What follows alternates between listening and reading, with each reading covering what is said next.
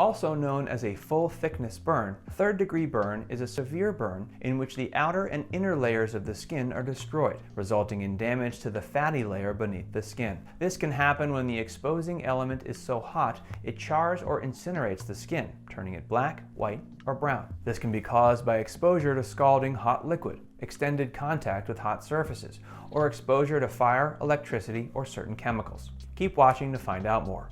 Symptoms. After a third-degree burn, skin may appear black, white, brown, or yellow. Because these burns destroy the dermis, the nerve cells in the skin are often dead. This means the burns themselves don't often normally cause pain. The burn site is swollen, and the remaining skin is dry and leathery. Complications. Third-degree burns have a number of potential complications if not handled properly. That's why when you see someone with a third-degree burn, help that person get to the hospital immediately, regardless how much of the body is burned. The potential complications are serious, so the sooner your ER doctor can get the patient under observation, the much better chance they have of avoiding some of these problems. Children stand a greater chance of developing long-term complications, so treating them with urgency is critical. Infection. Third-degree burns destroy the dermis and epidermis, thus exposing the underlying fatty layer to open air. With no barrier to prevent infection, the patient can contract an infection even in areas away from the burn site. Dehydration.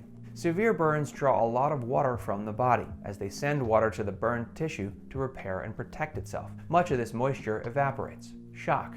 Severe skin damage can send the victim into shock. Shock occurs when the body needs more oxygen, yet is not getting it. Children in particular stand a greater risk of shock when experiencing a severe burn. Psychological effects. Third-degree burns can cause psychological trauma. Children are especially vulnerable. If the victim in question is suffering from PTSD, depression, anxiety, or other issues, ask your physician what mental health resources are available. If trauma is not handled correctly, it can cause more harm than the burn itself, especially if the burn is a result of abuse. Grief counseling is also very helpful, as well as traditional talk therapies. Treatment. Third-degree burns require a combination of treatment modalities, which address different concerns. Initially, the victim should be removed to a safe, secure location where they can relax and breathe, and thus avoid shock. Cool, not cold water can be applied to the burn site. The victim should stay hydrated as well, while awaiting emergency personnel. At the hospital, the attending physician will likely use an antibiotic IV drip to keep the patient hydrated and guard against infection. Once the patient is stable, the physician will evaluate how to protect the burn site, either by enabling the skin to recover or by replacing it with a skin graft or synthetic skin. Wound dressing measures are also used. Pain relief and anti-inflammatory medications are prescribed